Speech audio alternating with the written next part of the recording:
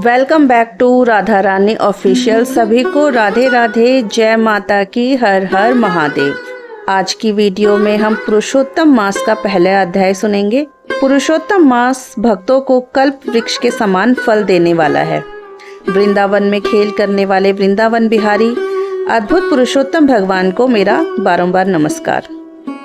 पुरुषोत्तम मास नैमिषारण्य क्षेत्र में एक समय यज्ञ करने के लिए अनेक ब्रह्मनिष्ठ और वेद पाठी ऋषिगण अपने शिष्यों सहित संसार का उपकार करने के लिए एकत्रित हुए। ये सभी इस क्षेत्र में यज्ञ करने के विचार से आए थे। उसी स्थान पर सूत जी ने संसार सागर से पार उतारने वाले सहस्त्रों ऋषियों और शिष्यों सहित बैठा पाया। उन्हें नमस्कार करके सूत जी आनंद मगन हो गए। ऋषियों से प्रसन्न मुख, शांत सद्गुण से युक्त परमार्थी मुनि सूत जी, जो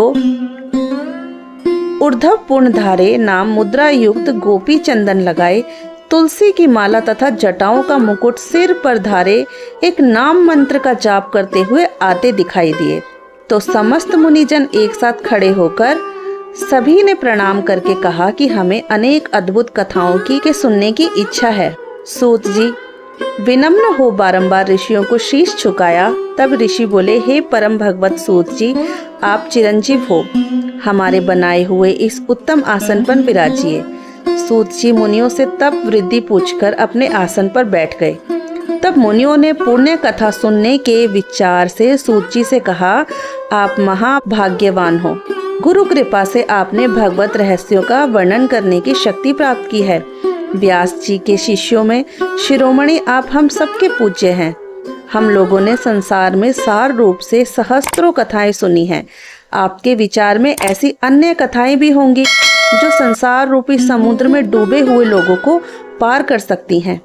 अज्ञान रूपी अंधकार में आपका ज्ञान नेत्रदान के समान है। इसीलिए हे सूत जी, आप इस संसार के रोगों के लिए रसायन के समान कथा सार को हमारे सन्मुख वर्णन कीजिए, जिनमें हरि लीला रस मिला हो और जो परमानंद का कारण बने। ऋषियों के ऐसे वचन सुनकर सूत जी हाथ जोड़कर आदर करते हुए बोले, हे मुनिजनों, आप सब मेरा वचन सुनिए।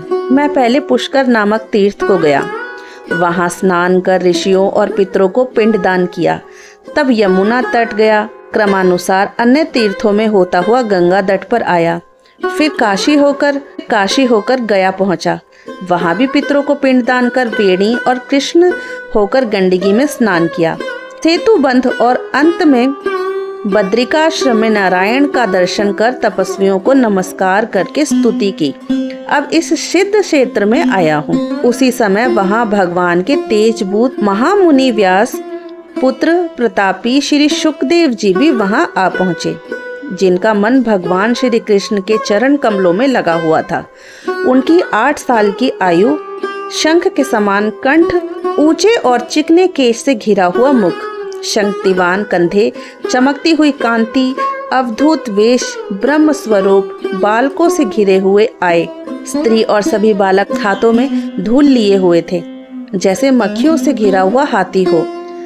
महामुनि शुकदेव को धूल से सने हुए देखकर समस्त मुनिगण एक साथ उठ हाथ जोड़कर खड़े हो गए।